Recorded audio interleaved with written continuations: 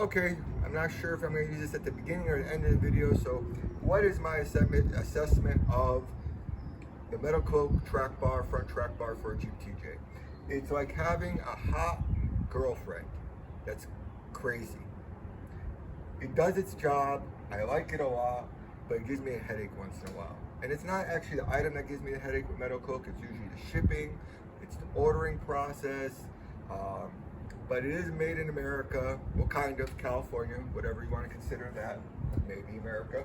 But would I buy it again? Yes, because on this particular track bar, it does not matter how high your lift is. You can have a small lift or a larger lift.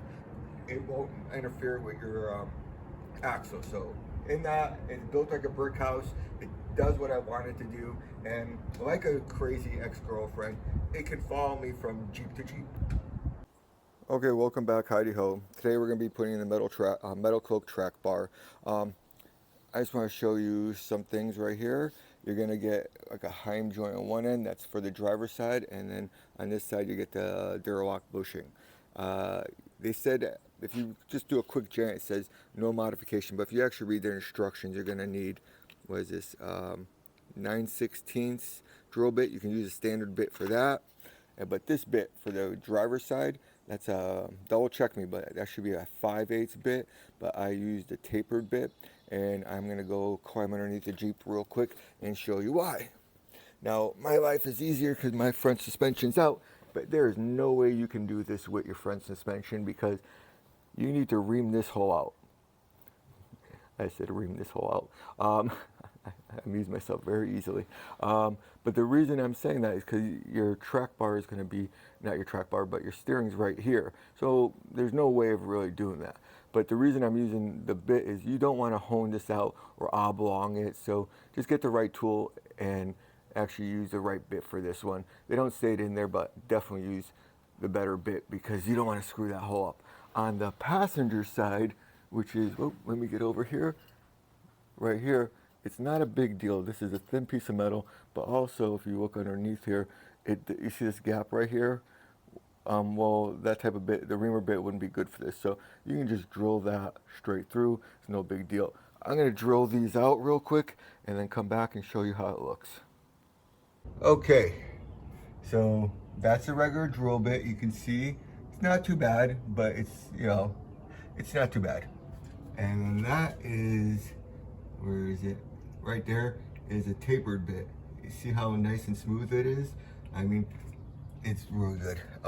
That's all the metal shavings coming off, so I'm not the hugest safety person, but wear these. Next step is we're going to put some rust inhibitor. I happen to like zero rust. It does me well. I just want to show you because I really think that they should say in the directions to use a tapered bit on this, because look how nice. It's like factory.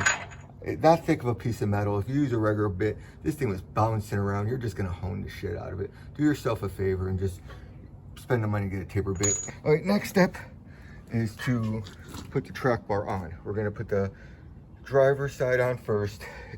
In the instructions, I think it says use a 5/16. This is a 5/16. I found on the other side it didn't say a different socket, but I'm using on the passenger side, I find the bolt on that side is 7/8. So you be the judge, look at the instructions. So next thing is, let's go put this stuff on. I'll be right back. Okay, so now we got the other side on, bolt is in. They include this. I know it sounds stupid, but when you put it in, you're gonna have to put it in sideways. So see this slot onto this side. You're gonna take this, get a better video of that. You're gonna take this, slide it in sideways, and when you get in there, you'll twist it, then you can twist it to catch the bolt. So don't try to go from underneath. Slide it on top and then twist. Sorry about the video, but I figured it was very important. So let me get this in there. Okay, here's the Metalcloak front track bar all installed, snugged up. It's not permanent. I gotta still do some adjusting with the axle, but the thing about this track arm that is so great is it fits all different sizes because it clears the pumpkin real easy and it stays out of the way. So you could use this on a smaller lift or you can use it on a bigger lift. So that's why I like it.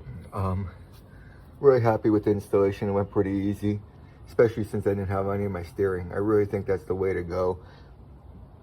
All right, you have a great day. Talk to you later.